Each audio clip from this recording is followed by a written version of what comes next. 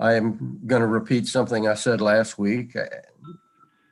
Let's try not to be Washington. Ask your questions and, try to come right to the point rather than giving speeches. And most of you do that all the time anyhow, but just want to repeat it. And I don't know how many questions we'll have, but I'm going to ask the staff and vice chair to watch for hands and try to alert me to go in order. And I'm going to ask everybody to ask your one burning question first if you have it. And when we get through everybody, a person or two has a second question, we'll go back around. But I want to make sure everybody gets a chance. So I will also repeat something else. I've talked to the Deputy Secretary offline several times. He's been very accessible.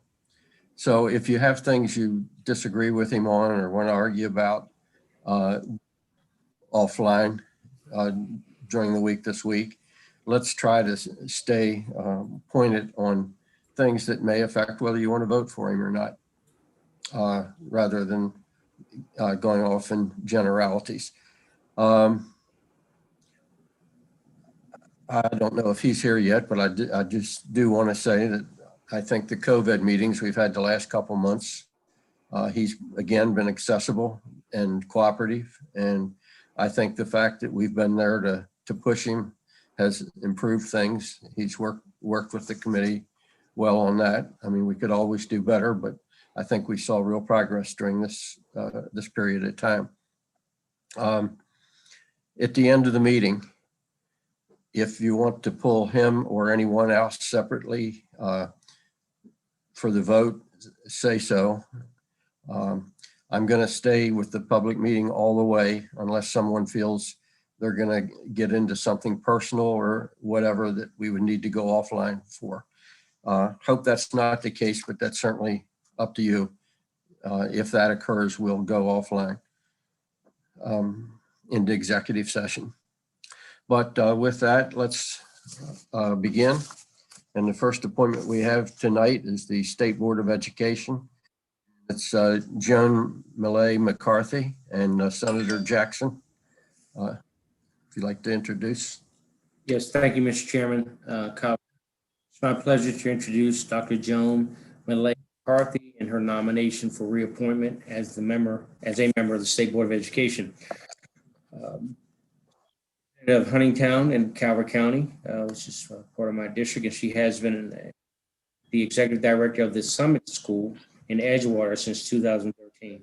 As you can see from her resume, she has an extensive professional background and is a nationally recognized speech language pathologist with expertise in educating individuals with learning disabilities. I've had the pleasure, Mr. Chairman and colleagues, to visit this campus, and I'm highly impressed with Dr. Millay McCarthy and the operation she has there. And I would highly recommend renomination of her to serve as a member of the Maryland State Board of Education.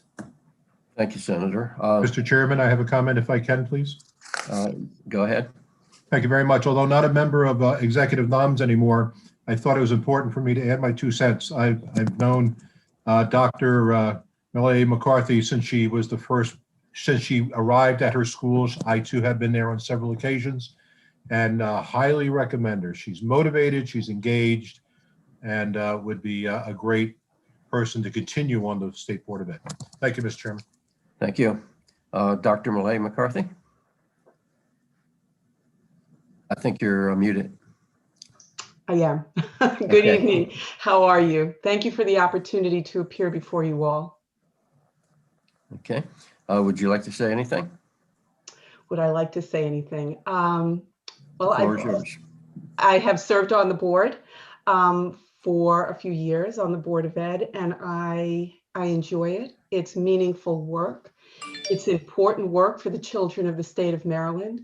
I have a particular fondness and dedication to children in the lowest performing groups, children who have disabilities, children who are English learners, children who come from a poverty background. So I hope that I fill a space on the board where I can become a voice, or I am a voice for children who need a little bit extra. So so that's where I am. I am dedicated to serve, and I welcome the opportunity to serve again. Okay, thank you. Senator Vital. Thank you, Mr. Chair. And Dr. Malay McCarthy, I bring greetings also from Senator Alfrith, and we thank you for your work, particularly with the Summit School and just the special opportunity you bring to children in our county. So thank you very, very much for your work. We appreciate that. Thank you. Thank you, Senator. President Ferguson. Thank you, Mr. Chairman. Dr. Melanie McCarthy, thank you for being here this evening. One of the most important jobs that the board will have over the next 6 months will be the selection of a new state superintendent.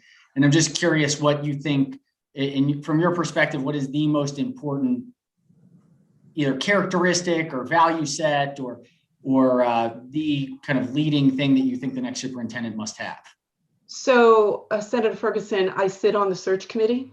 And so I am very involved with this. I am looking at someone who is innovative. I am looking at someone who is inclusive. I want someone to be able to take a firm hand and implement the blueprint. I think that someone who is understanding that Maryland is made up of a diverse population and needs to be able to serve all. I think given what we've gone through this past year in the pandemic, I think this person really has to understand the importance of digital technology and expanding technological access to all children in Maryland.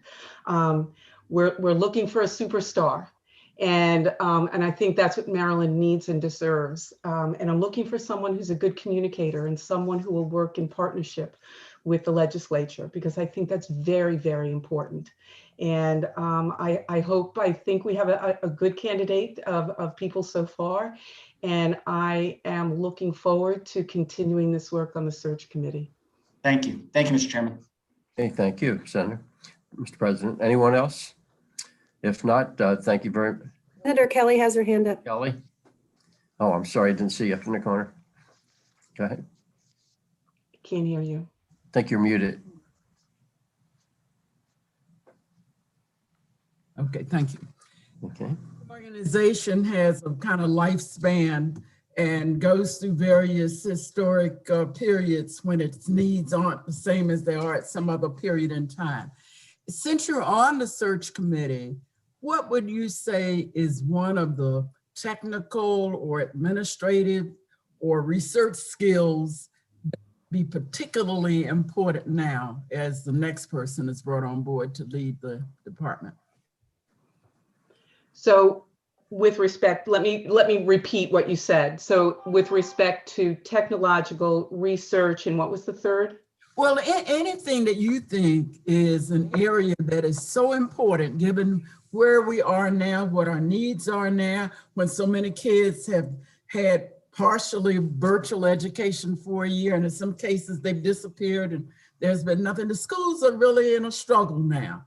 What do you think is something really important now that we ought to be looking for and that you will be paying attention to? Someone who is innovative, someone who's a problem solver, someone who can see what is the state now, given the pandemic, what was the state pre-pandemic, and using research and using input and communication with stakeholders to lift up the system and to bring kids back on track and to move us ahead. I think someone has to have that broad scope of innovation and problem solving and not be afraid to go outside the box, to think outside the lines, and to communicate these thoughts and these initiatives with the legislature and with stakeholders. Thank you. Thank you, Senator. Okay, if there's no one else, thank you very much for being here. Appreciate your service. Thank you so much. We'll move to the University System of Maryland Board of Regents. And first up is Elijah Edwards and Senator Klausmeyer. Thank you, Mr. Chairman and members of the committee.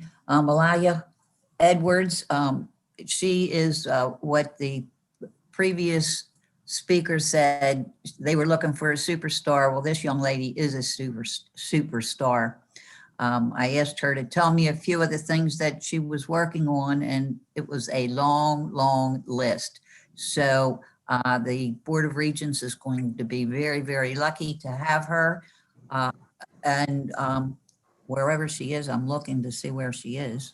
I'm looking also. But I'm going to let her speak the rest for herself. Okay. Alaya, are you? I'm sorry, I was having trouble unmuting it. It's okay. You're good. It's okay. Everyone, hi, how are you? My name, again, is Aaliyah Edwards. I'm sorry, everyone, that I'm out of breath. Take a breath. Currently, I'm very nervous right now. Okay, I'm currently a junior at the University of Maryland Eastern Shore. And like the senator stated, I do have a very long resume. Currently, I'm a residence assistant for the freshman girls at the university. I'm also on the NAACP board.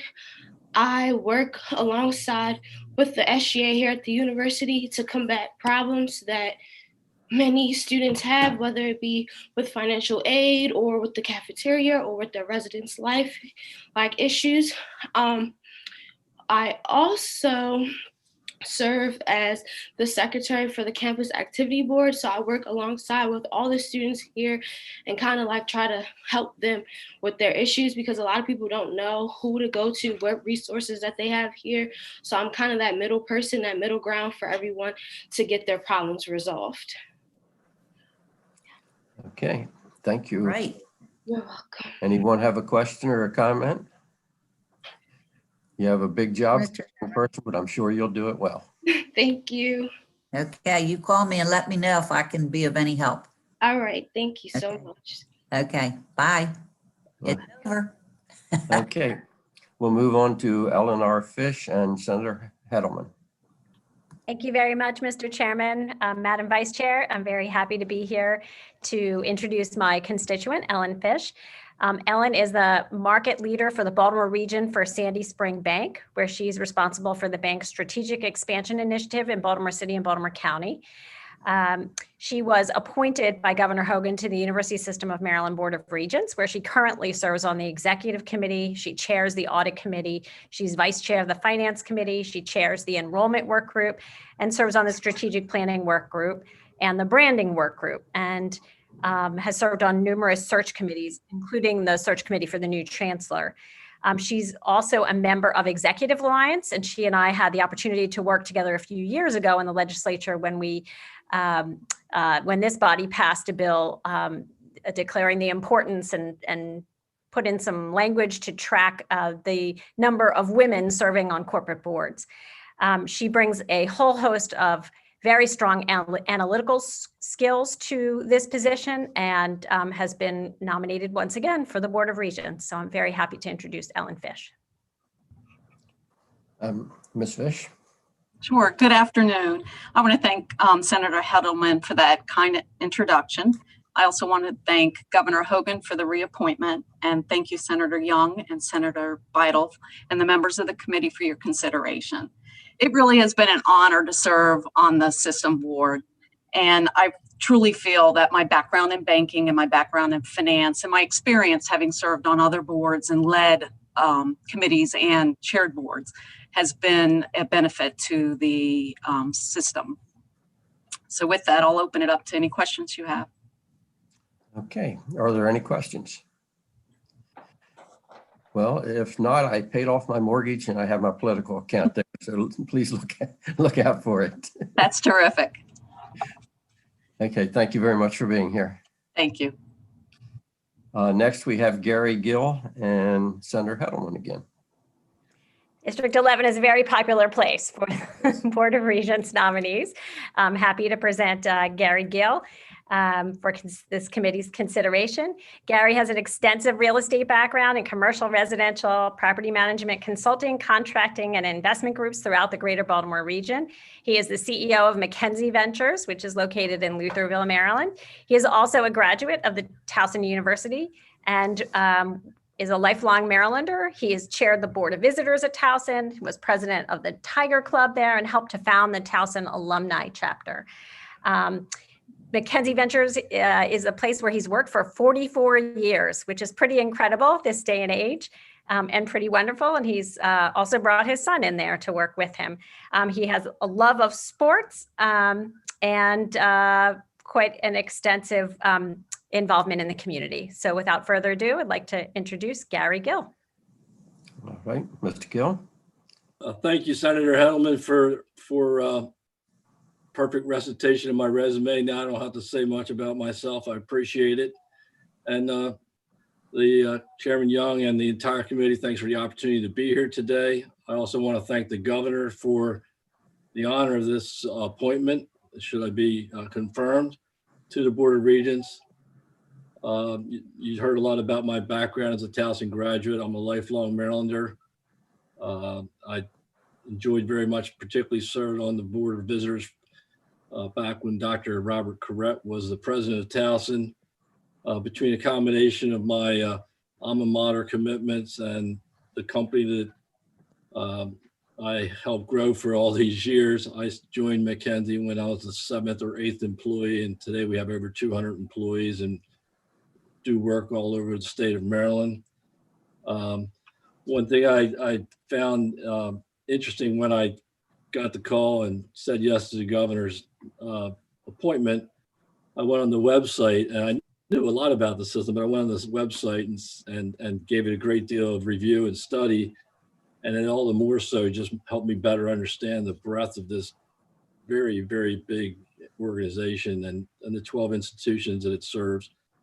I understand it's a lot of hard work, because right after I got denied, Ellen Fish called me up and let me know how much work there is. And I'm not shy about that. I already have told the key people at our company, I'm gonna have another part-time job if I'm confirmed, and everybody cover me. And I'm excited about the opportunity to serve the entire system, the state of Maryland, its citizens. I love doing things like this. When you've been with the same company for this many years, it's these kind of diversions and stuff to kind of keep your juices flowing. And I'm particularly excited about getting involved in, to me, at the end of the day, it's all about the students, and I love every part of that. And I want to say I was just completely wowed by Alaya, if I'm pronouncing that correctly, Edwards. I don't know how she has time to study with what she recited for her endeavors. So thank you very much for the opportunity and consideration, and be happy to answer any questions. Okay, thank you, Senator Hayes. Thank you, Mr. Chair. And I thought we would have more questions for some of the board members, but one of the things that have concerned me is our historically Black colleges and universities.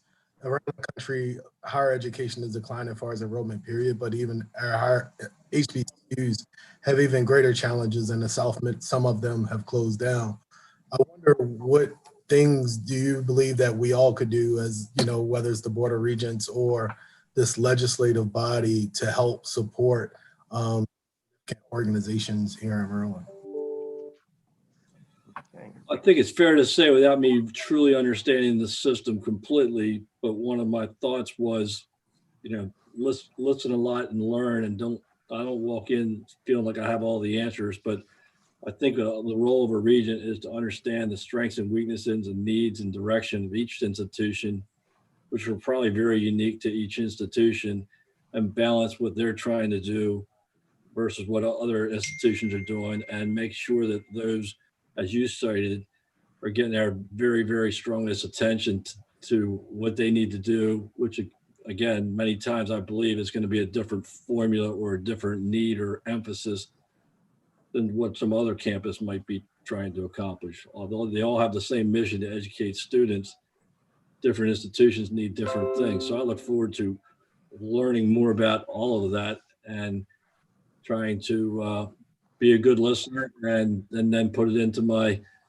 way of thinking things through and trying to come up with what I think's a good direction. And these are one of the things that I can't wait to serve on. Okay. Are there any other questions or comments? If not, thank you for being here this evening and good luck. Thank you very much. And we will move to James Holsapple, and don't think Senator Quarterman was able to make it this evening. Mr. Chairman, Senator Edwards. yeah, they contacted me on my way down this afternoon, asked me if I would introduce Mr. James Holsapple to be recommended for reappointment to the University System Maryland Board of Regents.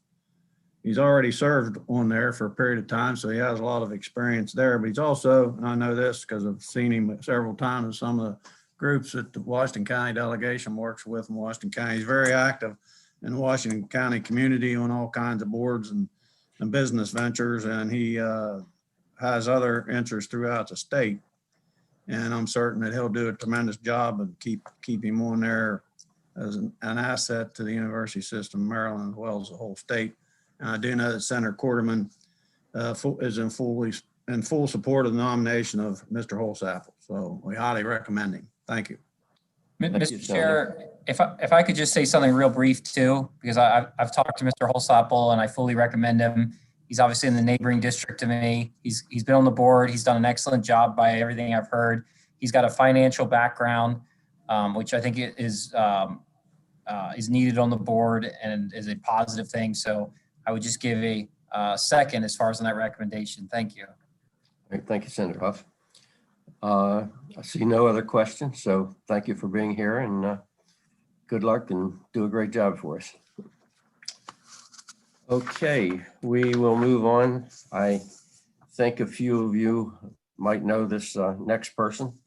Mr. Chairman, I'm going to ask him to say anything. Oh, I'm sorry. That's me. Yes, please. Sorry.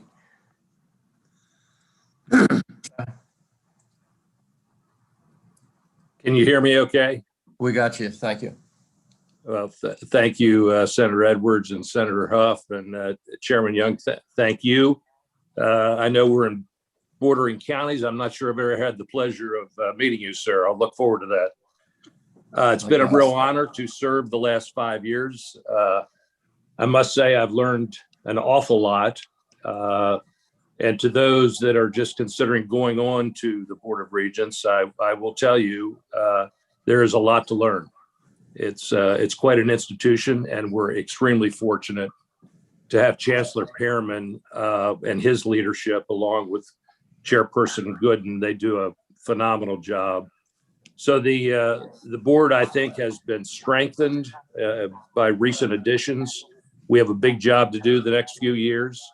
COVID certainly took its toll on the university system. Budgetary problems are there, but let me just say how thankful I am that the legislature and the governor's office has been so incredibly supportive financially and otherwise to the University System of Maryland, and has made that system one of the truly great systems in the country. So with that, I'll just repeat, it's been an honor the last 5 years, and I look forward to serving again. Be glad to answer any questions. Okay, I see Senator Hayes has his hand up. Thank you, Mr. Chair. Mr. Hospital, I guess the same question for the previous regent, and especially given your experience at already serving, do you have any ideas of what we could do as a system or as a legislature or as a whole family in supporting our young people in the system, especially in particular our historically Black colleges and universities, to make them even more competitive? I'm sorry, Senator, in reference to the entire system or to the HBCUs? HBCUs, historically Black colleges and universities. Yeah. So first thing we should do is get Morgan State to join the fold. I don't quite understand how that happened, but I wish we had a voice for all 4 of the HBCUs within the state to join the University System of Maryland, but that's probably a much bigger political bag than we have time for right now. It's so important to have a diverse system, and we're so fortunate to have 12 very diverse schools, 3 of which are HBCUs. And we've often been told the most important thing that we do as regents is to hire great presidents. And I would say that we have done, as a board, an exceptional job hiring 3 terrific presidents at the 3 HBCUs within our system. They have our full support, as do the other 9 institutions. I like to think of them all as one big school. We talk all the time about systemness, but they each have their own unique characteristics that we should try to maintain. Anything we can do to strengthen the HBCUs, I'm all for. Okay. Thank you. Senator Kelly has a question. Senator Hayes, go ahead. Then Senator Kelly. I'm sorry, I was done, Mr. Chair. Thank you. Oh, okay. Thank you. Senator Kelly? Yes. How much diversity is there at this point in time? I actually taught at one of the HBCUs for 35 years, and my PhD is from College Park. But I haven't been following in the last couple of years with the people coming on. How much diversity is there? There is a young student that I saw who is female and I guess an African American or something. But how much? I know that Gooden is, but it seems like kind of a club that is a cluster of demographics and not that reflective of the whole state. I'm sorry, Senator, were you asking that question of me? Yes, I am, since you were Okay. the last person you spoke. Yeah. And if I could just ask for further clarification, are you referring to the diversity? I'm talking about the board. Yeah, diversity of the board. Yeah, I don't have the numbers right in front of me, but it is a very diverse board. And I'm going to say that half the board are people of color. I don't know if that's the exact answer you're looking for, and perhaps some of my colleagues could give a better answer, but does that answer your question? Well, it's your answer to the question. I'm not sure how accurate it is. But also when you just look at we're a fairly small state geographically, but we're very diverse if you go from county to county. Are you satisfied with the degree of diversity when you think of diversity and all of its permutations? Yes, ma'am, I am. I would say that the Board of Regents is more diverse than the general population by a significant margin. Okay, well, that seems strange to me, but I'm glad you think so. Thanks so much. Thank you for your service. Well, Senator, I think you brought an issue up that's true with most of the boards. We track the diversity both by race and also by areas of the state, and we're not doing as good a job as we should in diversity overall. So, okay. I was so anxious I jumped ahead, so I'm just going to Bobby Neal and let Senator Riley introduce him first, and then I'll make a couple comments. Thank you very much. And Mr. Chairman, just one very quick comment to my peers here. In District 33, we're fortunate to have 2 members of the Board of Regents. The one that was on first is our good friend Bob Neal, but also we have a very highly qualified attorney. Her name is Deanna Johnson. She's a graduate of Morgan State University and then got a law degree at Georgetown. I can't talk about the length and the depth of the other members of the Board of Regents, but I can assure you, I myself and many others go out of our way to make sure that we have a well-represented board, and the folks can share with you offline how Deanna Johnson is doing just a wonderful job as a member of the Board of Regents. But first, let me talk about Bobby. All of us have our little boxes up and we have our names next to it. His is Bobby because we all know and love him. You don't know, but Senator Ferguson and I gave Senator Neal a Senate citation recently as he stepped off the Board of Health as the Secretary of Health. It mentioned the fact that Bobby Neal was a delegate. He was a senator from District 33, one of my predecessors. He was a county executive. He served on the executive staff for Governor Hogan for several years. And then when the need arose, he stepped up to be the Secretary of Health. He's been on the Board of Regents for many years. This is a reappointment. There's no one that I respect more in the state of Maryland than this gentleman.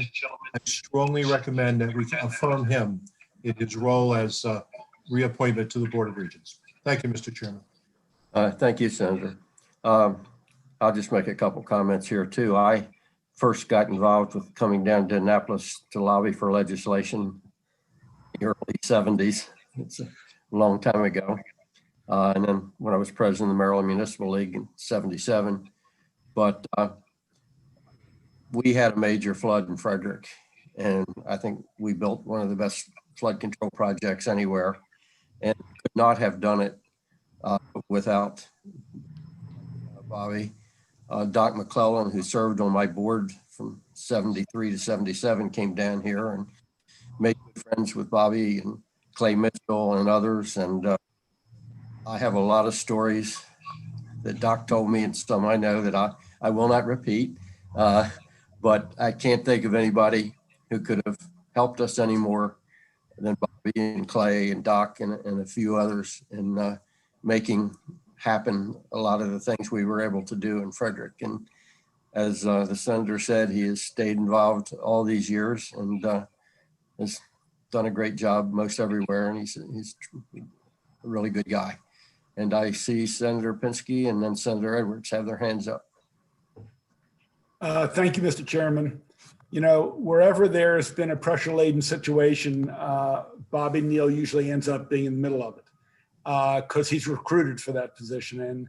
And I've encouraged Bobby to seek positions where it's much more low-keyed, more mellow. We want him to serve a hell of a lot longer. But he hasn't shrunk from those responsibilities, and hopefully the Board of Regents will be a calm place, not out to pasture, but a little less pressure laden than other positions he's held. And for some of the newer members, besides being a delegate senator and all the other positions the chairman just spoke about, he ended up being a contractor, architect, overseer of the building of the Miller Senate Office Building and the famous ramp between the James and Miller Senate Office Building on the second floor. And he stayed on top of it in addition to his other responsibilities, which were very significant. And look, in his earlier days, in my earlier days, we would argue some on the Senate floor. I guess we've both mellowed some, or at least he has. But I want to second the recommendation. He's one of the more decent people I know and one of the more competent people I know. So I give a big support for that effort.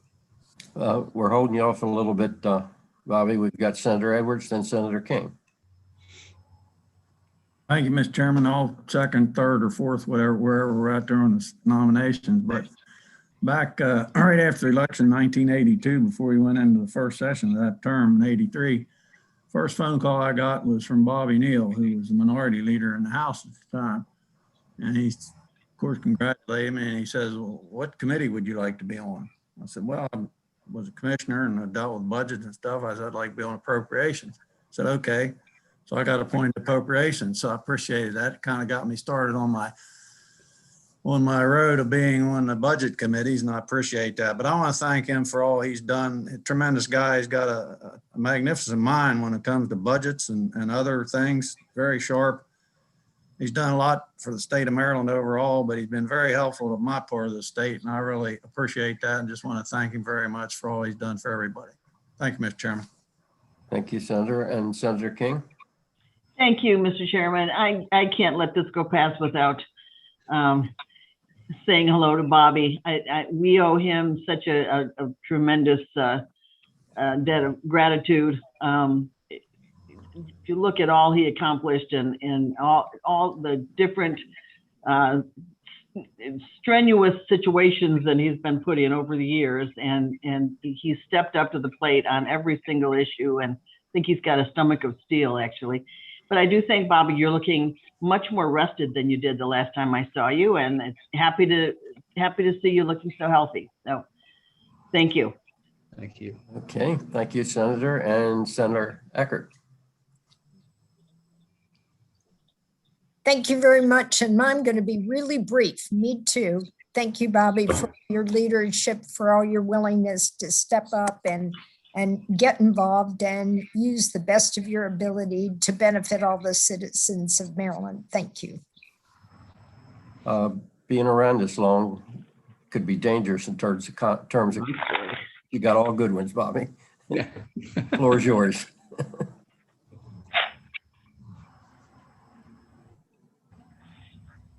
Mr. Chairman. Proceed. Can you hear me? Very well. Thank you. Thank everyone for their kind comments. I do want to say a couple of things about the Board of Regents. I've been on there about 5.5 years. It's been a very eventful 5.5 years. The only two presidents we didn't replace were Kurt Schmoke and Freeman Hrabowski. And of course, we made Jay Perman the chancellor, which I think was one of the best decisions we ever made. If we ever needed a doctor as a chancellor, it's been in the last year or so. That's right. And he's been of inestimable value. Linda Gooden has been our chair for several years. I have never served under a more capable chair in my life, and I've served on many a board. And her vision and her leadership has just been stellar. We've got a good group of presidents.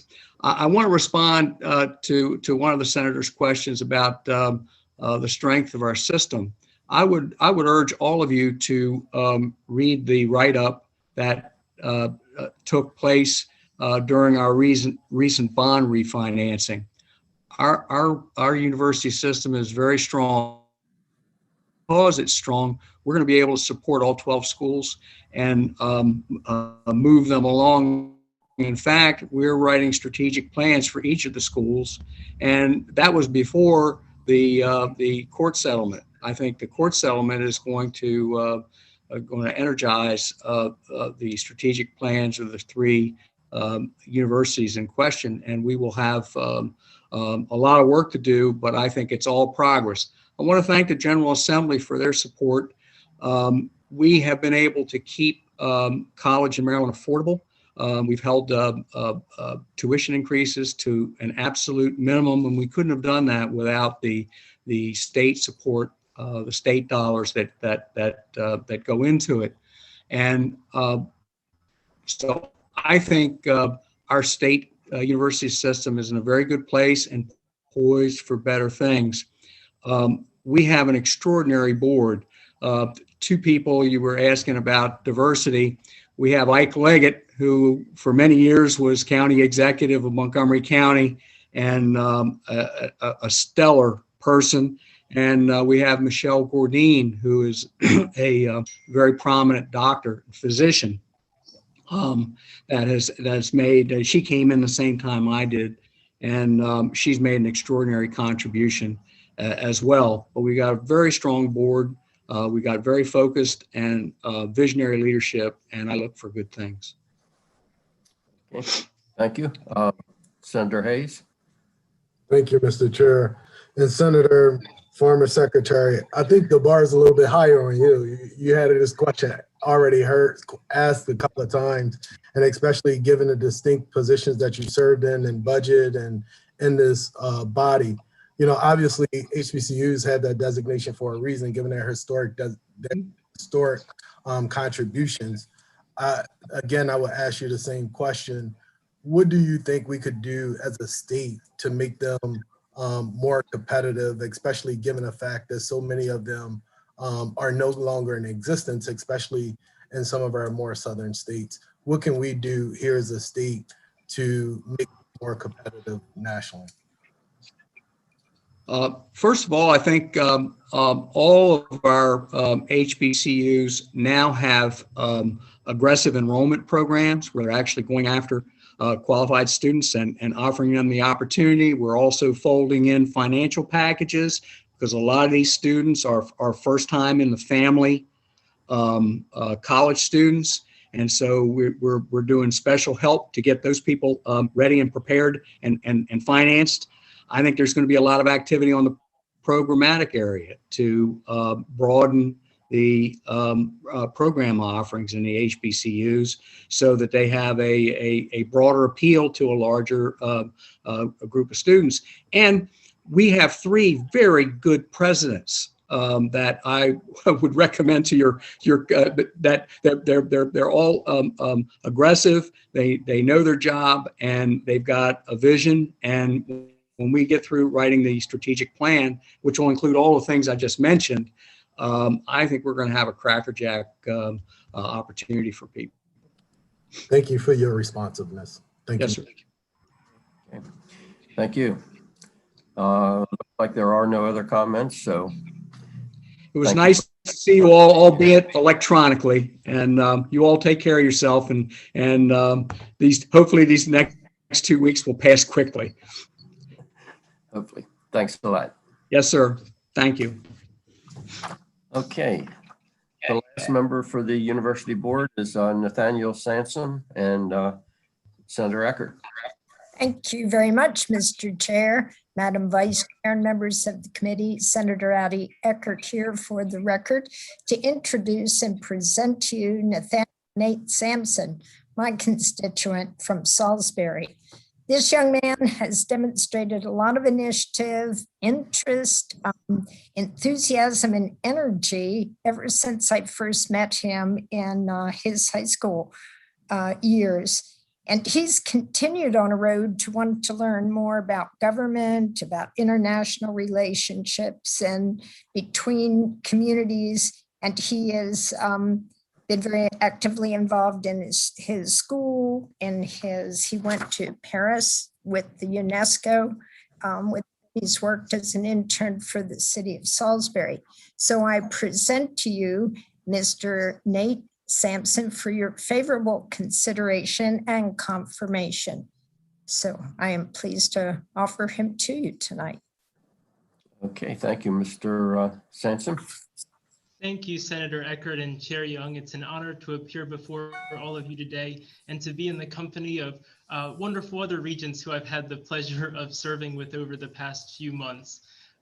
Should I be permitted to finish out my term as our voting student regent, I will continue to serve on our Committee on Education Policy and Student Life, as well as our Committee on Economic Development and Technology Commercialization.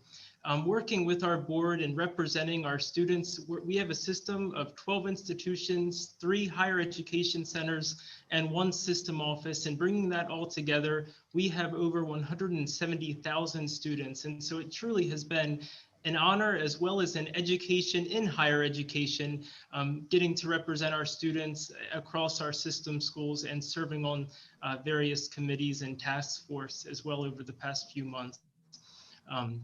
We truly do have a great, wonderful system. I want to second everything that Regent Neal said. I think he said it all wonderfully. I'd be happy to answer any questions you may have for me, and I would be honored to earn your vote to become a confirmed appointee. Okay, are there any questions or comments? Senator Hayes. Thank you, Mr. Chair. And Mr. Sansom, I think you're in a unique situation being the student representative. When I was a student at Frostburg State University, I served on the University System of Maryland Student Council. And so you have a pretty large constituency to answer to. So I would just encourage, if you haven't already do so, connect with that body and make sure that those voices are elevated to the level that is fitting of the position in which you serve. Absolutely, Senator, and I'm so glad you mentioned that. Actually, in addition to attending all of our board meetings, I am at each and every single one of our USMSC meetings, meeting with that student council, and I actually just had another subsequent meeting with their chair and vice chair just this past weekend as we deal with issues that are brought up in between committee meetings. And so I have a very active and engaged relationship with them, and it's been an honor to work alongside all of those student leaders representing both our undergraduate and graduate students across the institutions. Okay, any other comments or questions? Apparently not. So good luck and thank you for being here this evening. Thank you. Okay. Move to the final appointee. It's for Secretary of the Maryland Department of Health and Dennis Schrader and Guy Kazan, Senator Kazan.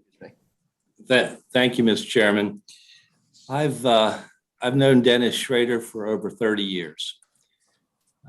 When we still live in the same King's Contrivance neighborhood in Columbia.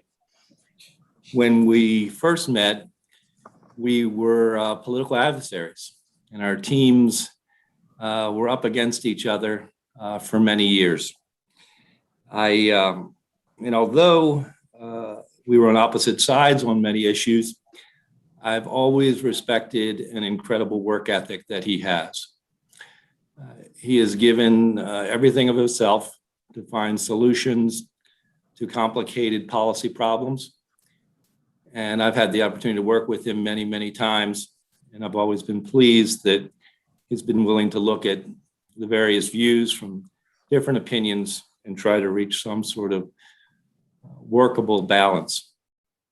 If you look at his resume, he clearly has dedicated his life to public service, from a long military career to significant positions in local and state government, and to the current position he now holds and wishes to serve in. And it is with that dedication and commitment to service in mind that I am pleased to present Dennis Schrader. Okay, thank you. I made some early remarks. I'll turn to Senator Ferguson if you'd like to say anything before we go to Deputy or Secretary Schrader. Sure. Just want to thank the acting secretary for being here today, and I do want to thank him for his consistently appearing for the last 11 weeks. So 11 weeks in a row, we have spent Monday afternoons together, and I think we've seen significant progress. And I think that it's been meaningful progress from where we started when we started session.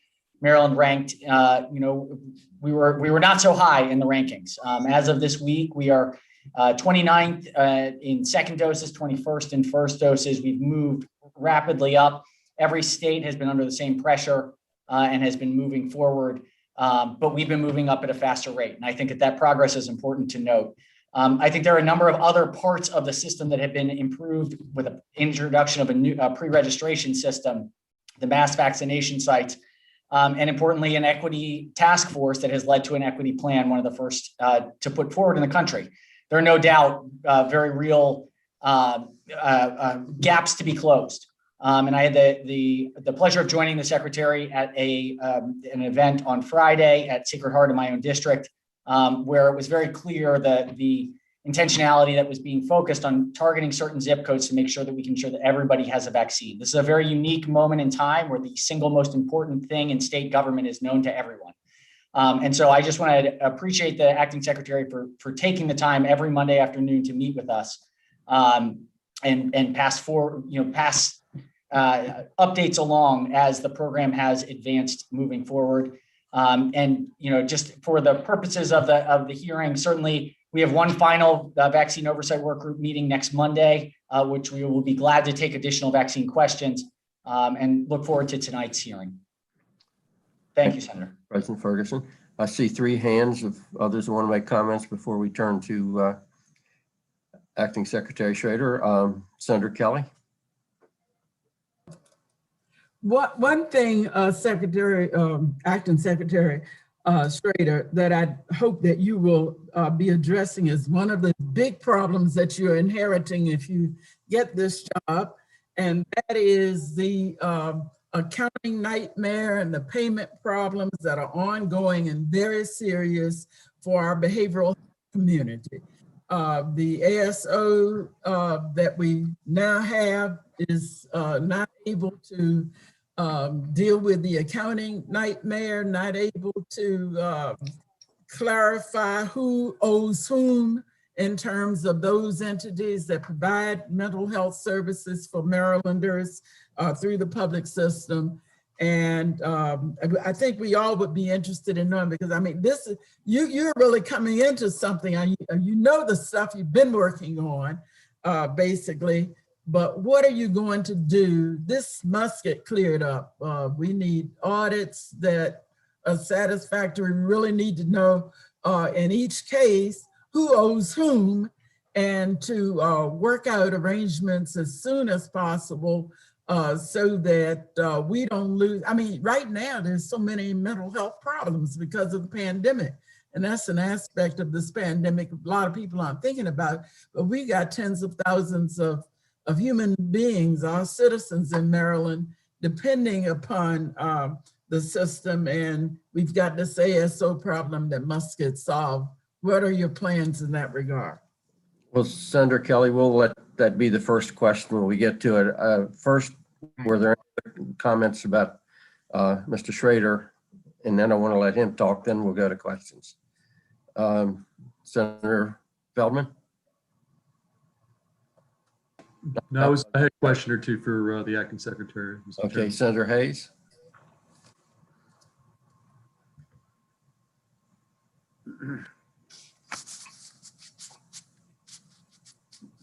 Mr. Chairman, that was raised from earlier. I apologize. Oh, okay. Thank you, Senator. Mr. Schrader, Secretary Schrader. Thank you, Chairman Young, Vice Chairman Vidal, and President Ferguson, and Senators. Let me start by thanking Senator Gazzoni for his kind introduction. We have known each other for a long, long time, and there's no better person to be competing with than Senator Gazzoni. He is, it's always a challenge, and I appreciated his comments. He is a very hard worker himself, and I'm always been pleased to engage him as over the last 30 years. Today, I appear before you to respectfully request your favorable consideration of my nomination to serve as the Secretary of Health for our state of Maryland. I also want to thank Governor Hogan for nominating me and for the privilege to continue my service to Marylanders. I will say that we've been battling COVID-19 for over a year now. We've lost 8,075 Marylanders, and it's impacted our physical and mental health and altered how we live. But we are going to continue fighting this as long as it takes. I want to say that I've built my career as a healthcare executive over the past 35 years with emphasis on Maryland's unique and I believe very fair health system. I've also focused on hospital operations, capital investment, emergency preparedness and operations, and major project development. These experiences have taught me volumes about leadership and persuading people to focus on shared values and common objectives. When the governor asked me to lead the department in December, I said yes without hesitation or reservation. As you also may know, I served 7 years on active duty in the United States Navy and retired as a captain after 26 years of service. I've had the privilege of serving our country during tours in the Seabees, at Bethesda Naval Hospital, in Sicily, and at the Pentagon, just to name a few. My professional experience began as a manufacturing manager at General Motors, where I focused on supply chain and operations management. And in 1985, I moved to the National Capital Region with my wife, Sandra. I served at Bethesda Naval Hospital from 1985 to 1987, and then returned to the private sector, where I worked for 16 years in executive roles at the University of Maryland Medical System. At UMS, I oversaw $500 million of redevelopment of the Shock Trauma Center, the Godelski Building, the Schaefer Rehabilitation Center, and the Weinberg Building. Our team also began building a network of ambulatory care in West Baltimore and Anne Arundel County, while beginning the acquisitions that led to the statewide system UMS has become.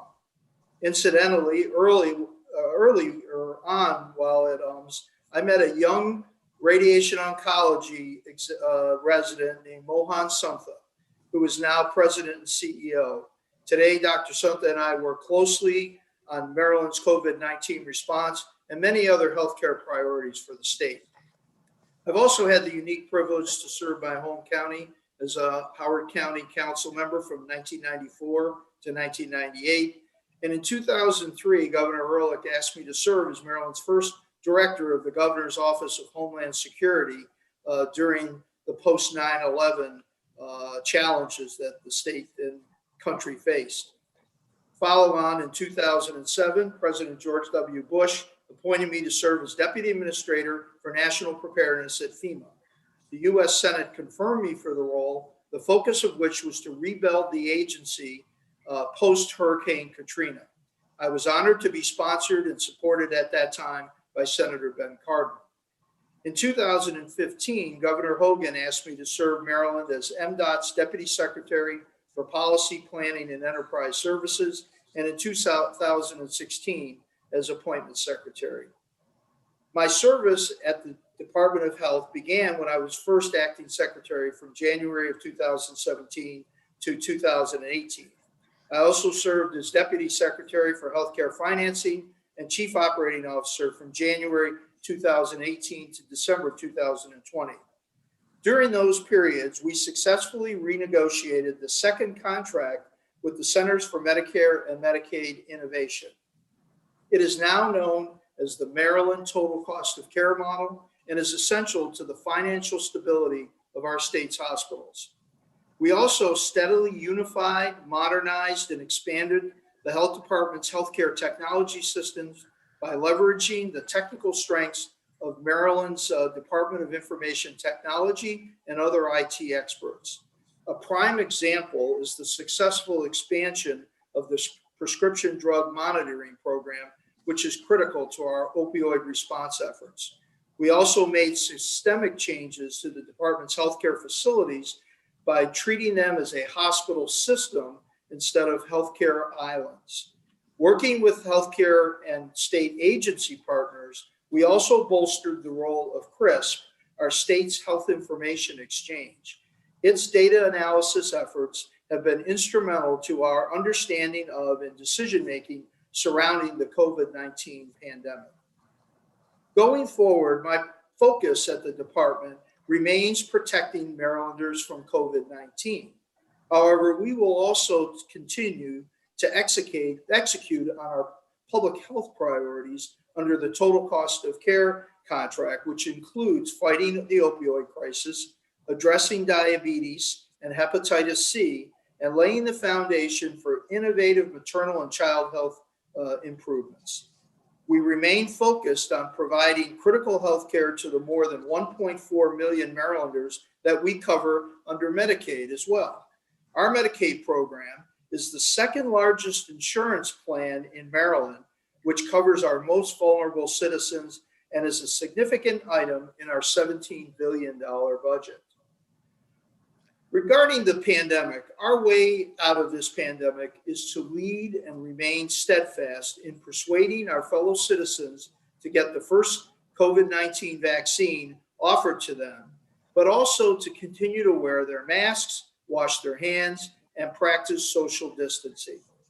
It has been more than a year since Governor Hogan asked me to lead the state's COVID-19 surge efforts, which ensured the availability of 6,000 hospital beds, growing our testing capability from 10,000 tests to over 50,000 tests daily, and implementing the monoclonal antibody therapies. The progress the Department of Health has made in our statewide battle against COVID since the governor appointed me acting secretary in December and nominated me in January has also been remarkable. During the past 4 months, the actions of the 9,000 strong department, our local health departments, and many other state, federal, and private sector partners has opened a multi-channel fight in our race to vaccinate Marylanders as quickly and as equitably as possible. Vaccinating and providing pandemic-related services to minority, senior, vulnerable, and underserved Marylanders has been and remains a top concern of mine. The partnerships we have forged with Brigadier General Burkhead, Aging Secretary Kramer, and Disability Secretary Beatty, local health departments, and others across the state are key to our efforts to vaccinate these populations. The hybrid multi-channel strategy that we created is and will continue to ensure we get shots into their arms and the arms of every Marylander who wants to be vaccinated. We have built these capabilities through the partnerships with industry leaders, including hospitals, community physicians, pharmacies, and local nonprofits. Many of them have sent letters to you in support of my nomination, and I am very grateful for that. To date, we have administered more than 2.5 million COVID-19 vaccinations to Marylanders. Our 7-day average of daily doses is more than 49,000, and nearly 75% of Marylanders 65 and older have received at least one dose, and more than 41% are fully vaccinated, both above the Mr. Acting Secretary. Yes.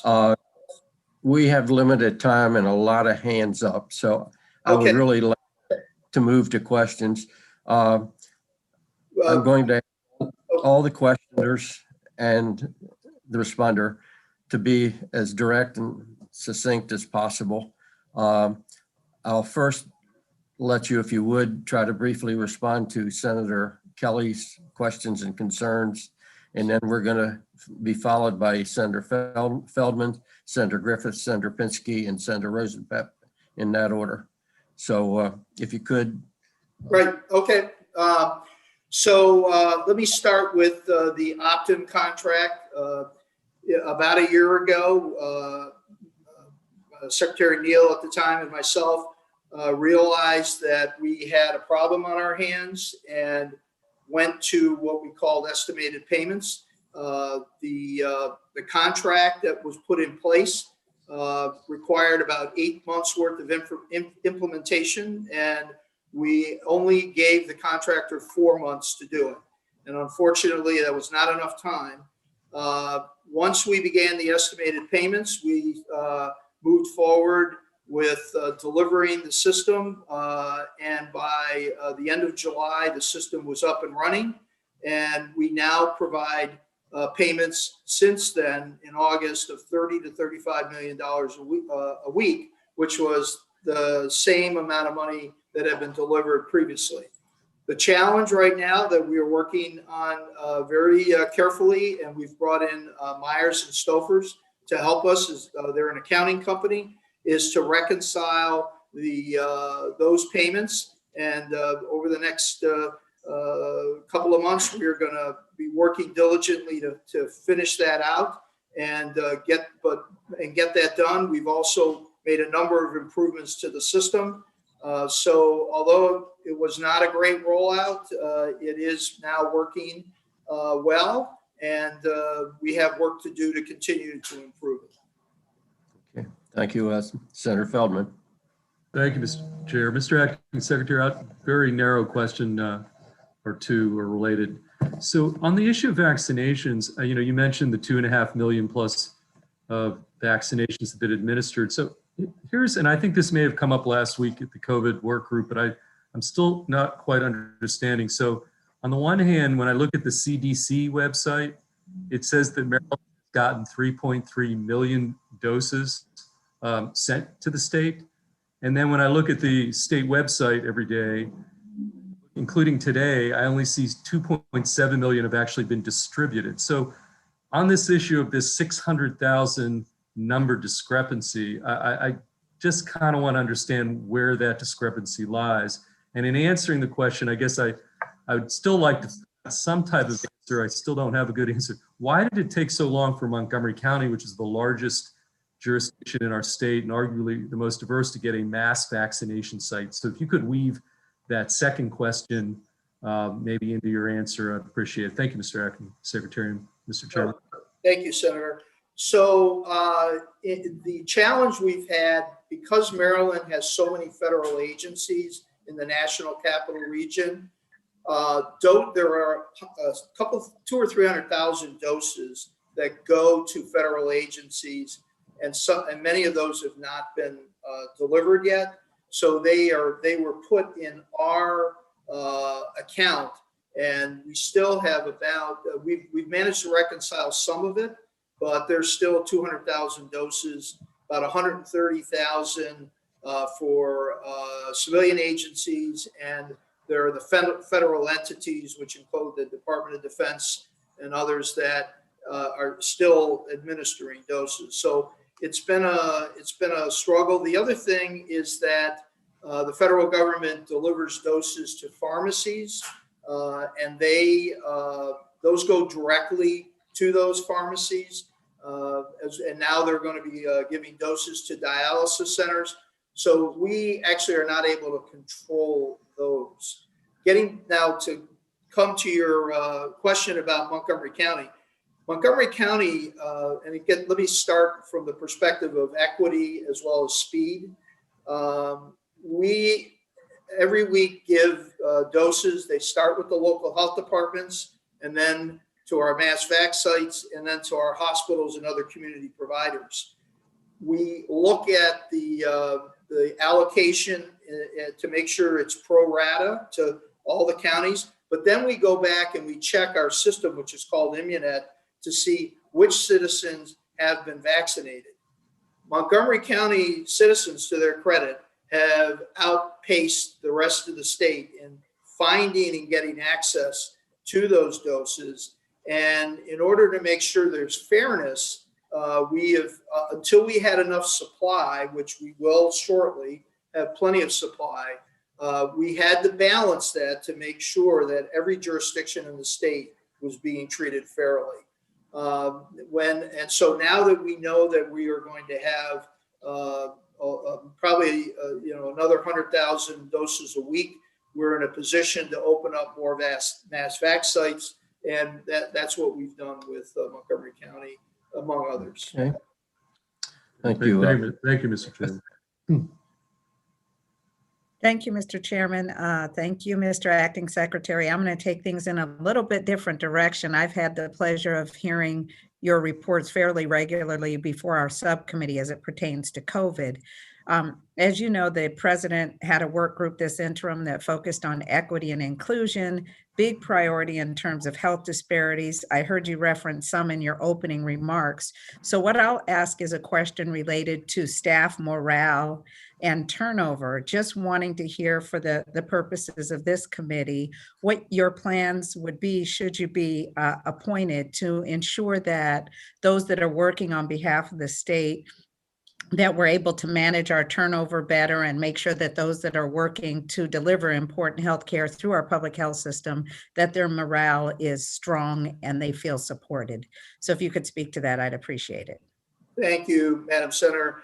Let me start by saying one of my major concerns for over a year now, notwithstanding the normal turnover, has been the impact on the workforce. Our staff has been working unbelievably hard and tirelessly and selflessly for long hours, sometimes 7 days a week, and it's been a struggle for them.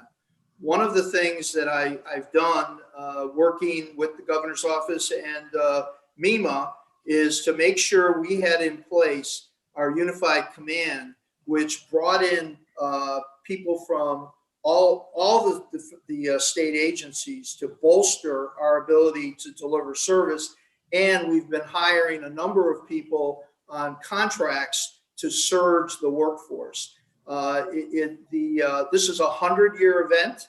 It hopefully won't happen again anytime soon.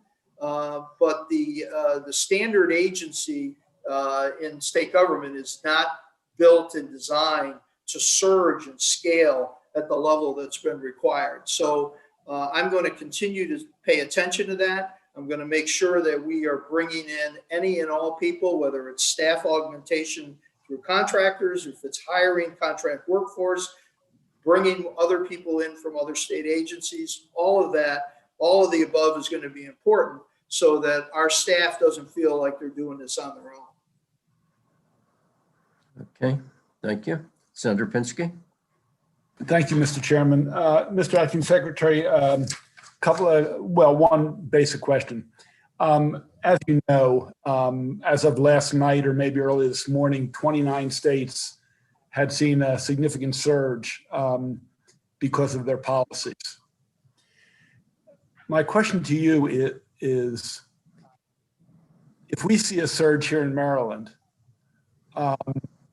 would you direct or strongly encourage the governor to change his reopening capacity policy that he announced, where restaurants and retail establishments aren't limited? And can we expect that if we do have a surge, which we clearly don't want, and we'd like to go back to normal, all of us, that if there is a surge and you notice it as a public health risk and danger, one, will you make that recommendation? And two, can we expect that if you make that recommendation, he'll follow it? Thank you, Senator. Let me start by pointing to what I've already done in my role last spring when we had the surge. We've actually had three surges so far. We had the one in the spring, which we prepared the 6,000 beds. Then we had a wavelet over the summer, you might recall. And I insisted at that time that we maintain the capability for a third wave, even when it appeared that we were out of the woods. If you go back to last August and September, it looked like we were in the clear. But I remained steadfast that we were going to maintain that capability in place. And I had many difficult conversations with the hospital industry and others. So I said, we have got to be ready. And they worked with us. The hospital industry was terrific. And we had in place, and we are going to maintain the capability to surge for beds, to surge for personal protective equipment. And we're monitoring every day the numbers. So we are going to do the right thing if and when. I hope we don't see the surge. We're monitoring it. It could be a little flat wavelet. We don't know that for sure yet. But I've already proven, I think, that we're going to monitor. We're going to stay on top of this, because when the surge hit in November, we were ready for it. Right, but I didn't quite answer the question, Mr. Schrader. I mean, can we be assured that if there is a significant surge like the other 29 states, you will direct the governor to put public health above economic development? I think it's a pretty straightforward question. Well, we have, and I think the governor's shown this. Again, I go back to last summer.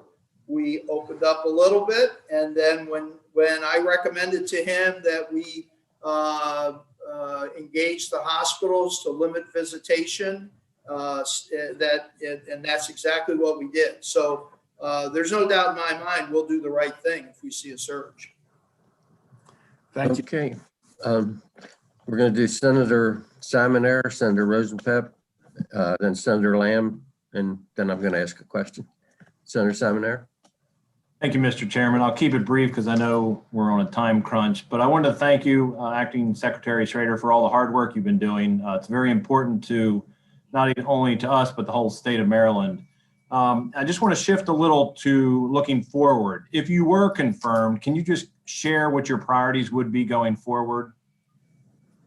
Yes, I would like to, well, I'll say, obviously, first and foremost is tackling the COVID issue. But as I said in my remarks, this is a $17 billion enterprise. Getting our population health priorities for the total cost of care contract off and running. We have a major initiative around diabetes I want to focus on. I'm also very concerned about crisis services. As you know, the Lieutenant Governor has had a commission that's been going for the last couple of years, and we are getting organized around crisis services. We also have hepatitis C as a key, and two other really important areas. We are doing an initiative internally working with DGS on reforming our procurement and contract management capability. We need to do a better job in that area, and we need to strengthen that. So those are just a few of the things, along with technology. We've had MD Think as a major initiative that's been going well. And I'd say the health department is a very technologically based department because we're a very large insurance company. So I'll stop there, sir. Thank you. Okay, thank you. Senator Rosenpep. Thank you very much, Mr. Chairman. I just want to say very briefly that I think the acting secretary has shown enormous work ethic, enormous diligence, enormous cooperation in trying to work through the very difficult problem. I found him very responsive. with a very tough problem. So I just want to start by saying that all the problems have been solved. There are many more problems to come. But I've worked with lots of cabinet secretaries over the years, and I found him very accessible and very open to listening and working with people. So I appreciate that a great deal. My question is, there are a lot of people in the United States, probably in the world, who think a vaccination is one and done, or a couple of vaccinations, two and done. But the idea that it's like it's all over once I'm vaccinated. We all know that's not true, but I'd like you to articulate what your message is and will be for people when most people in Maryland will have been vaccinated by the middle of May. What should we be doing as people? Well, let me start by saying two things. One is I'm already looking ahead over the horizon to next year. If we think about flu vaccine, we all get an annual flu shot. We need to stay focused on what's over the horizon. I'm expecting that we're already talking about, okay, what kind of booster shots are we going to need for next year? So that's on the agenda. So there's a lot to do here. The other thing I'll say is that for the near term, until we get everybody vaccinated or we believe we're into a herd immunity situation, we need to maintain our masks and we need to maintain social distancing. We can't let our guard down right now. But so it's a two-phase process. We've got to stay focused. We've got to get everybody vaccinated. But I'm already thinking about next year and the spring and what are the options going to be for booster shots and then of course getting children vaccinated because they're now starting to test children for these vaccinations. Thank you very much. Thank you, Mr. Chairman. Thank you.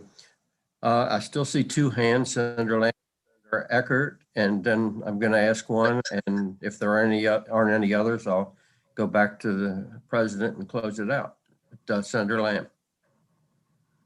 Thank you, Mr. Chairman, and thank you, Acting Secretary, for being here. I do appreciate your willingness to appear before our oversight work group over the last 11 weeks and your responsiveness to our questions then too. My question, I guess, pertains to the importance of consistency during a public health emergency. I want to just touch on some top-level themes. And I think it's important during a public health emergency like this pandemic that we're seeing for there to be a focus for the public on what still needs to be done, as well as ensuring that there's good public confidence in the department.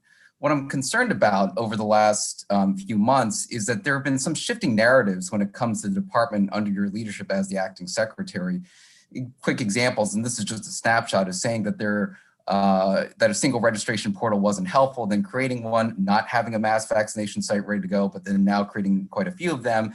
Initially saying that it wasn't clear if Marylanders need to sign up in multiple locations, but then telling people that they should sign up for multiple locations, blaming the 1C phase on federal guidance, but then attributing it later more recently to improving vaccine equity, contending that the equitable distribution was really the top priority, but then because of some early decisions that were made, seeing that the pro rata distribution still skewed more towards some of the less populated counties. And then the discrepancy between racial disparity, contending that it was about access or contending that it was about hesitancy when I think many of us believe that it's really about access. And this is just a snapshot of some of the things that have occurred over the last few months. So I think this generates a lot of confusion amongst the public when they hear mixed messages and rationale. And I'd like to hear what your thoughts are on how you can improve the messaging and consistency when it comes to guiding the public, guiding Marylanders, and also local health departments and counties too, where they really need targeted benchmarks, guidance, and information to be consistent from one period to another. Thank you, Senator. Well, let me start by saying that we had a plan in November, and as many people know, any plan has to adapt to first contact and be flexible. The other thing I very much believe in is honesty. I don't tell you what you want to hear just because you might like to hear it. So what we have been doing is adapting to the science and the situation on the ground as it comes at us. And first and foremost, we knew that for several months, we weren't going to have enough vaccine for the general population. So we focused on stabilizing the healthcare infrastructure and the long-term care. We put a lot more doses into long-term care than many other states, and we vaccinated the emergency response community. We felt that was very important, and it actually worked. Then we moved into 75 plus and 65 plus.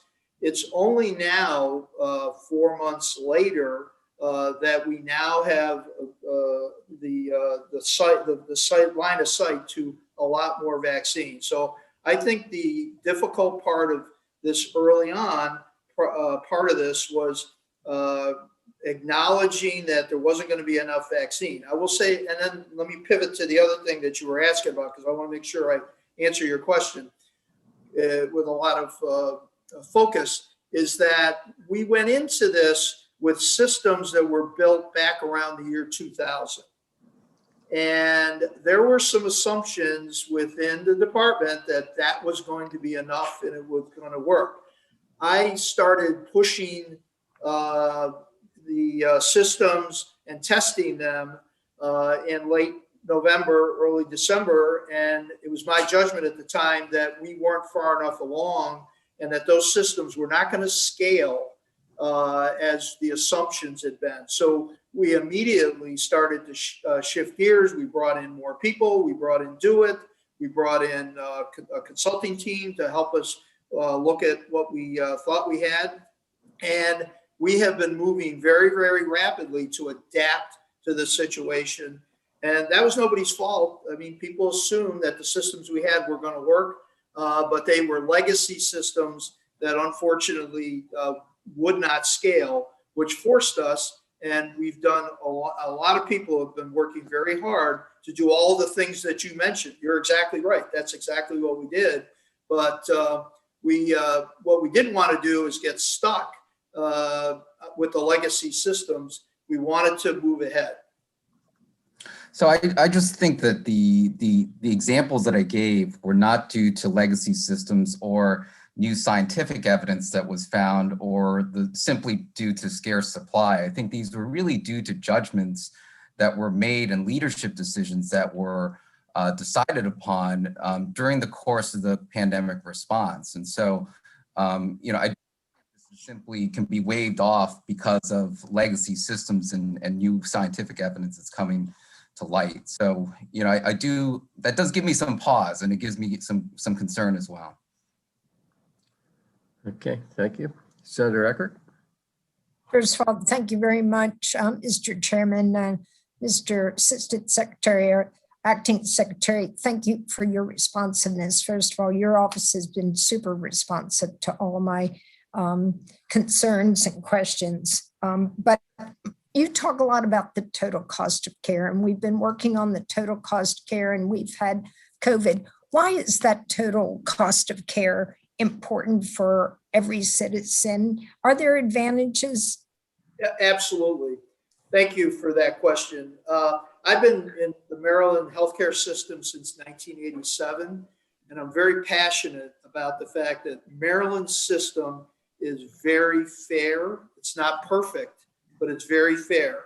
And what makes our system so important is that it allows all of our hospitals to be strong, and particularly for hospitals like where I worked at UMS and Hopkins in the inner city, we had the best technology and we were able to support our academic medical centers, and that benefited the communities surrounding us.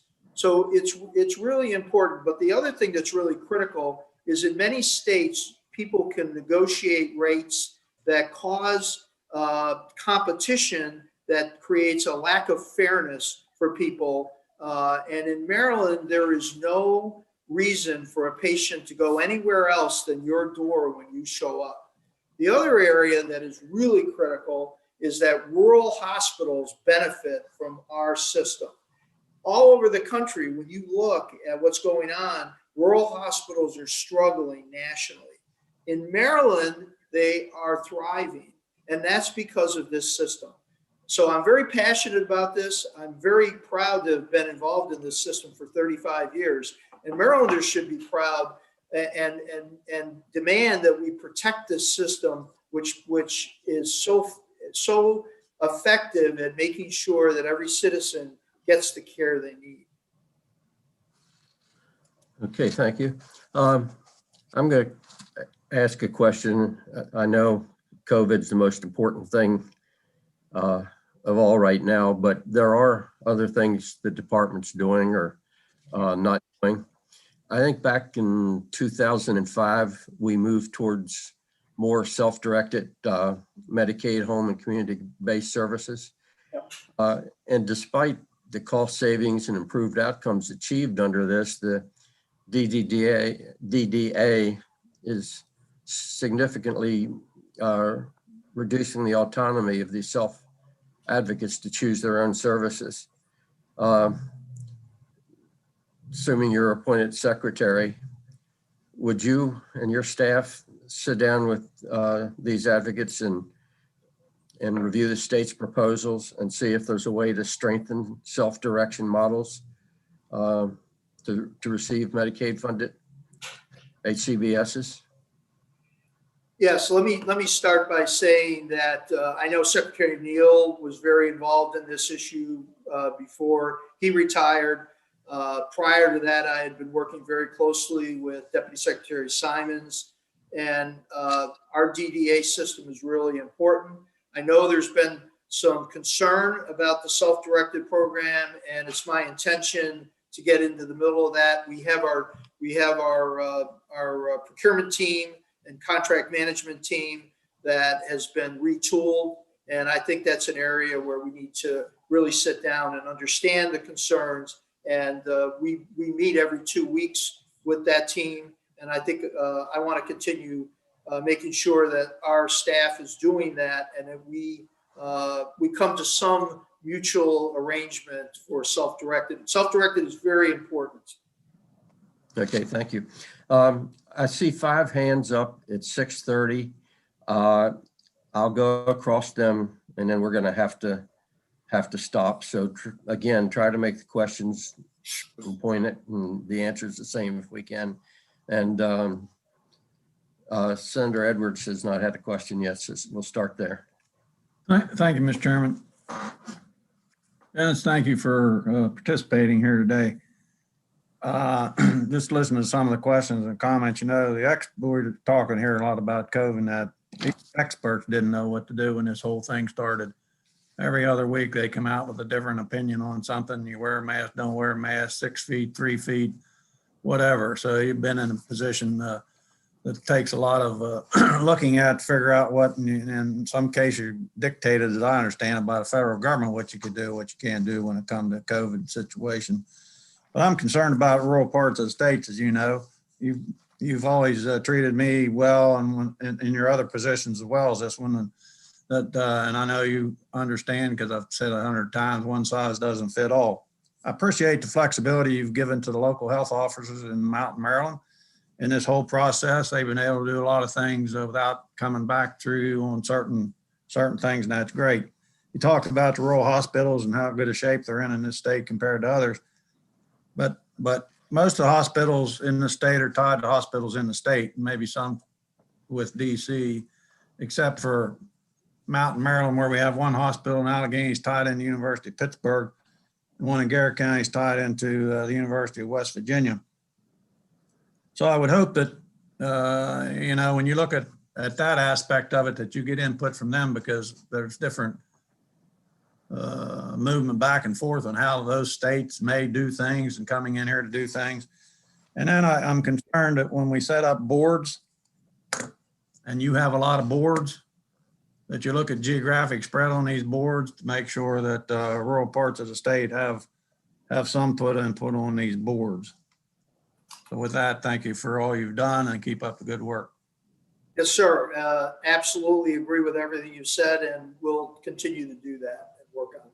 particularly diversification of our boards for rural areas. That's something we pay very close attention to and will continue to. Okay, thank you. Senator Kelly. Yes, I'd just like to have you just take a quick minute and tell us what your assessment is of the functionality or lack thereof of the new administrative services organization that's supposed to be accounting for and paying our public mental health providers, because the system to me seems like it's in total chaos and some of them are about to collapse. Senator, I have to say that a year ago there was a problem.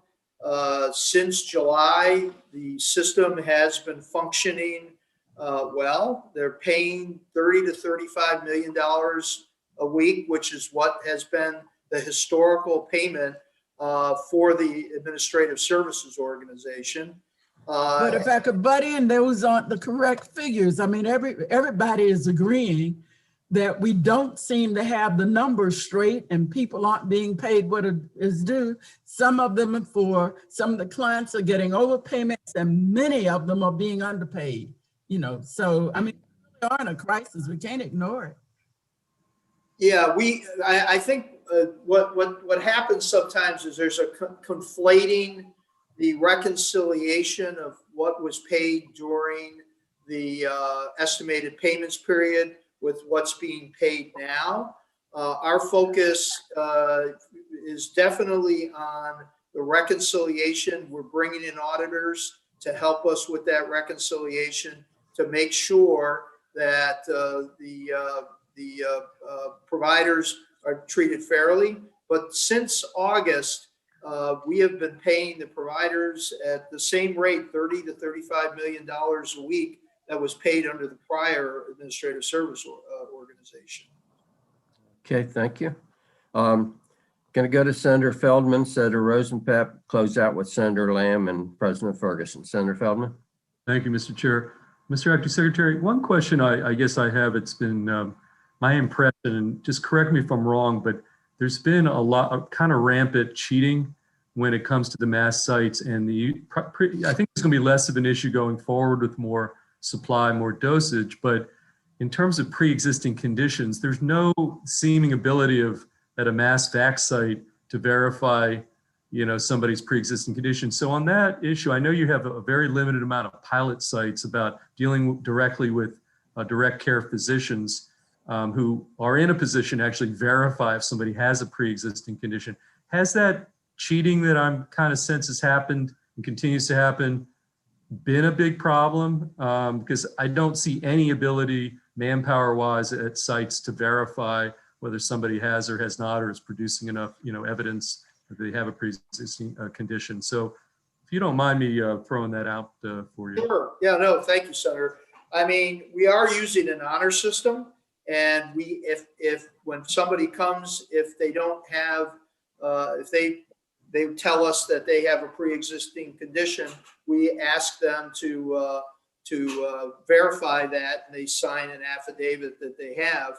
But what I'm hoping is going to happen is we are widening out the community doctors. I think I didn't quite get to it earlier, but we've got over 400 physicians practices in the state that we are giving doses to now, and we are up to 88 this week. And that's going to grow week over week until we get to over 400.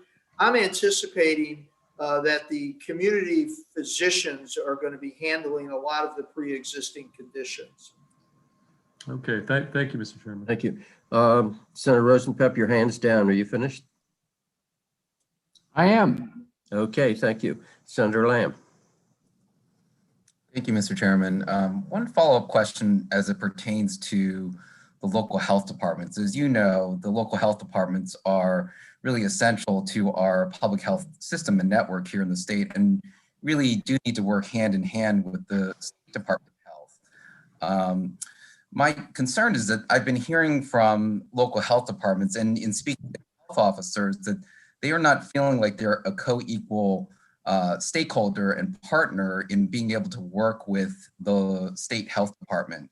That, for example, they were initially come come up with more stringent restrictions if they chose for their jurisdiction, but then they were later told that they can't, or that they were given more flexibility to come up with guidance for their jurisdiction, and then that was pulled back, and that health officers that, for example, were not complying with the state order could face potentially criminal charges, and that the communication from the Maryland Department of Health to local health departments is one directional, that oftentimes they find out via the governor's press conferences new guidance that's coming down to them. And for many of these health officers, they feel like the state health department is at war with the local health departments and not seeing them as co-equal partners, but really as adversaries. Even though, I think many of us believe that local health departments are doing an excellent job and really could be utilized more because oftentimes they know their communities best. So how do you respond to these concerns from local health departments, many of whom of these health officers are hesitant to speak up because they have to continue working with the Maryland Department of Health and also with folks in the agency? And do you recognize why they feel this way, and what do you plan to do to improve the department's relationships with local health departments so that they don't feel like the state health department is at war with them? Well, let me start by saying that from the very beginning, the local health departments have been a foundation of our process, and we rely on them very heavily, and they are critical. I'll also say that going back a decade or more, during the last recession, their budgets were slashed by almost half. And under Secretary Neal's leadership, and it would be my intentions, we need to rebuild that capability. We are pushing a lot of money to the local health departments. They've been awarded $114 million to focus on vaccinating the difficult to reach populations. We need them between the community physicians and the local health departments. We need them to work hand in hand in order to find the people and pull them in. And I will say on the other two points you made, we are under a federal directive to be ready by May 1st to go into phase 3. So we are following the direction, and I think you may be talking about the requirement that we move through phase 2 together. And then the last thing I'll mention, the penalty provisions are in every order issued by the state by statute, going back to the Maryland General Assembly statute of 2000. Well, I think the local health departments do feel like they're under siege by the state health department in many ways. And I would encourage you to reach out to them and continue to improve a relationship that needs to really work between our state and local health departments, that many of them, I think, feel very differently than what you're contending here, and that they feel that they are really experiencing an adversarial relationship and thus not being seen as co-equal partners. So I think there's a lot of repair work that needs to be done here if you continue in this position. Yes, and I would say we do calls with them with Deputy Secretary Chan, who's a former local health department officer herself. We have nothing but the greatest respect for our local health officers. They're doing a terrific job, and I will pay attention to your admonition. Thank you. Thank you. President Ferguson, would you like to make any comments or questions or close us out? Sure. Just in closing here, I want to thank the acting secretary for being here tonight. I sort of started with this, but I want to end at the same place, that this was a new process, this weekly meeting that we had every Wednesday. And it was unique because this is a unique moment in time. And I do want to commend the acting secretary on his diligence in showing up every single week. And importantly, taking constructive feedback. There were tense meetings. There were really, fiercely held beliefs. I think the pressure from constituents and that legislators felt was very real. And at times there were differing ideas about where to go and how to go. And the plan was adjusted along the way. And I do appreciate that. And for these reasons, I will be voting to support Acting Secretary to move forward to the floor this evening, and just want to appreciate that we have a long way to go. The collaboration has been helpful. The ongoing collaboration is what's going to get us through this. So thank you, Mr. Chairman. Thank you, Mr. President, and thank you, Mr. Acting Secretary. I would say ditto to those words. You've been very accessible and cooperative with us, and I do think we've come a long way. So with that, we will close out the meeting, and you're free to leave, Mr. Secretary. Okay. Would anyone like to separate any of the 8 for a separate vote, or would you like to pass them through as a group? I'd like to separate the last nominee. Okay. Have a motion to separate the last appointee. So I have a second to that? Second. Everyone agreeable? Okay, do I have a motion for the first 7? No, Mr. Chair, I want to separate number 5. Number 5? Yes. Okay, number 5 and number 7 separate if everyone's agreeable. Do I have a motion for the remainder? Mr. Chair, I'll make the motion that we do everyone that appeared except for 5 and 8, and all of the statewide nominees that did not need to appear, and the local nominees that did not need to appear. Do I have a second? All those in favor? Aye. Aye. One opposed. Okay, let's go next to Mr. Holstapple. Mr. Hayes, do you? Yeah, absolutely. And so after and I missed one, Ms. Fish, and unfortunately, Mr. Gill was just appointed, but the others were reappointed. But the question that I asked was simple, and it was the same and consistent for each one. It was in reference to our HBCUs. The responses we got, especially from those who were reappointed, was far more than disappointing.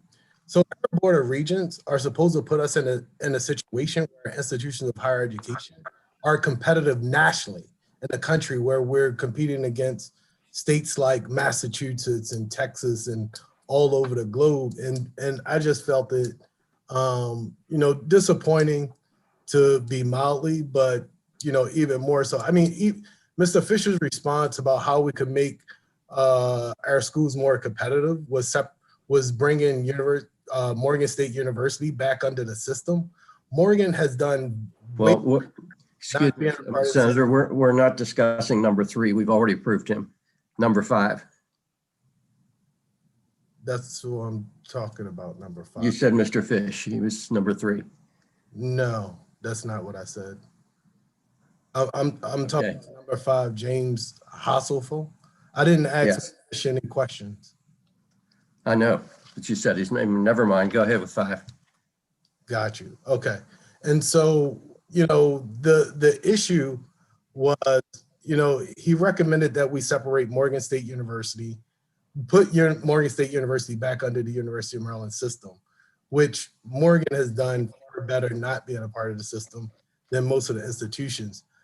I guess for me, as a reappointed member of the Board of Regents, it was just very, very disappointing that the lack of knowledge of the institutions, the lack of understanding and the significance, and how, all of our schools, all 12 of them, all 12 institutions of the university system should be competitive. And we should be fighting just as hard to get research and innovation dollars. In a world today, like, people are starting to monetize their research and turn it into dollars. I just felt like at least what was presented here today, and especially given, a practice run with the question being asked of the previous person, that this person just wasn't responsive to the issues. Other gentlemen, this was their first time being appointment, so I think they still have something to learn. But I was truly disappointed in number 5's response. Okay. What's the will of the body? Mr. Chairman. Yes. If I could just follow up and say to the senator from the city, I absolutely heard, my neck hair stood up when I heard that response. it's clear to me that we have some work to do in terms of educating those who represent us in these bodies. I think it presents an opportunity. I do hear your concern and certainly understand your hesitancy. But I would suggest that we have some work to do in terms of making this an area of focus, and agree that some of the others that responded had a little time to get their bearings and be better equipped to respond. And I felt he responded right off the cuff, the first thing that came to his head. And so I'd be happy to join with you in making sure that we get more information to the regents and others about the unique needs of our HBCUs moving forward. Okay. Well, I will entertain the motion. Mr. Chairman, Senator Rosenpep. Yeah, just very briefly, I wasn't going to say anything about this nominee, but since Senator Hayes raised it, and Senator Griffith's point about communication with the regents, I think is a really important one on this issue. I just tell you this anecdote. When I was on the Board of Regents, I was rarely contacted by members of the legislature other than President Miller. And so the exposure to views when I was on the Board of Regents from the legislature was pretty low. I was surprised at that. And so when I got elected to the Senate, I decided to call every new regent who was appointed, since I represent College Park, and say, hi, I just want to meet you. I want to tell you what we're interested in College Park and so forth, and hear your views. I think the only regent since I've been a senator who never returned my call was this gentleman. So I think we do need a little proactive communication here. Can we hold this one? Can I just speak on this one, because he is the Western Maryland region appointment, if I could. So when Senator Serafini stepped down, there obviously was not a senator. We were down a senator from Western Maryland. He came very highly recommended, not only as someone who's served well on the board, but also that someone who has a very high reputation. He's in the Hagerstown area. He's an accountant, has a CPA firm. He has a very good reputation from people in Hagerstown and Washington County that reached out to me. So I'd actually like to move forward with him in the favorable, because everything I've heard is he has an excellent reputation in Washington County. He's done an excellent job on the board, and he is filling the Western Maryland spot. And so for that reason, I'd like to move forward with him. And I'm sure Western Maryland has a lot of talent. Motion. The only other thing that I was. One second, we have a motion. Is there a second? What's the motion? Okay, there's a motion second. Go ahead, Senator Hayes. Hold on, sorry. Motion was favorable, and there was a second. Senator Hayes? I think Senator Griffith had asked a question before that, and that if we could hold it, that wasn't recognized. But nonetheless, the only other thing that I would say is, and to the comment about reaching out to the legislation, I agree with Senator Rosenpep, but the question I had wasn't about reaching out to legislators. It was about the institutions that we are selecting these individuals to serve and represent us in the state of Maryland and throughout this country, right? And representing these organizations, you recognize the uniqueness of all of them. We recognize that University of Maryland College Park is the flagship. And so the investment that we put in College Park should be great and significant in putting them first to make sure that they represent these states. The HBCUs also play a very important role that's distinctive in our University of Maryland system. And I felt that we fell far short in the presentation that was given by one of the regents this evening. Okay. And so I know that there's been a motion and seconded, but I would have preferred to hold it, but Mr. Chair, I see myself going forward. Mr. President. So I know that there is a motion on the table for favorable. Look, I think Senator Hayes makes very valid points. And I'll tell you, when I heard the answer that was provided to the question, I sort of had to double take and make sure that I heard what that answer was. And it would be different if it were a new appointment. As a reappointment, I found it really troubling. My preference would be to hold the nominee and see if there is additional clarification. I don't feel comfortable moving forward. So if we were to take a vote on it, I don't know that I could be there. I think it would probably be worth holding. A motion to table can override the other motion. Is someone? Need a second, Mr. Chair? Okay, we have a motion and a second to table. All those in favor of tabling? Aye. Aye. Opposed? Okay, I guess there were 2 opposed. The ayes have it, so it's 3. 3. 3 opposed. Okay, it's tabled. All right, let's move on to number 8, Acting Secretary Schrader. Move favorable. Is there a second? Second. Any discussion? If Senator Kelly, was that? Yeah. I hope we're going to work with him. Obviously, this isn't the time to change horses, but we have a major financial crisis with our mental health system, our public mental health system. He seems to have just brushed it off as if he's unaware of it, and we're in the middle of crap. Okay. Anyone else? Senator Lamb? We don't have enough time for me to explain my vote, but I think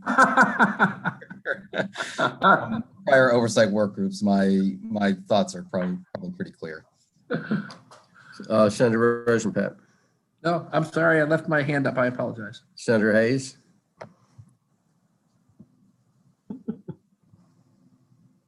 You're on mute.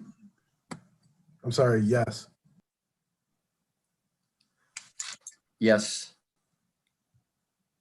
I didn't, were you calling on me for? Your hand. Your hand's up. Your hand is Oh, up. oh, that was from a previous. Yeah, I have to okay. remember to lower that. I'm sorry.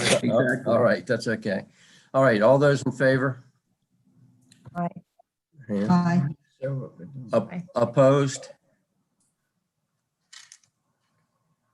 1, do I see more than 1? No, I have 1 abstention. 1, Senator Lamb, no, and Senator Pinsky abstains. Okay, Okay, I've got that. I think that's it. I assume this is the last meeting. Mr. Chairman, Yes. if I might, Senator Corderman's not here, but he said he talked to you. As you know, there's a change in commissioners in Washington County. Yes. That has to be approved by the Senate. When do we, if we do, when do we do that? I guess he's gonna. They were approved in the earlier vote. They were on the agenda. Yeah, they were. The county commissioner of Washington County? Yes, Yes. they're on the agenda. We waived him appearing. Oh, okay. I didn't look back through all that. Yes, Mr. Chairman or Charity, we also had a nominee for our Anne Arundel Community College Board that I didn't see unless it was in a local nominee. She's on Oh, there. it Is that Alinda It is Price there. James? Thank you. I see. Yes. Thank you. Yeah, I think we had everybody else. Thoroughly looking at that, but I do want to say one thing, go back to Senator Hayes' comments on number 5. He is Western Maryland rep. I don't know how the governor can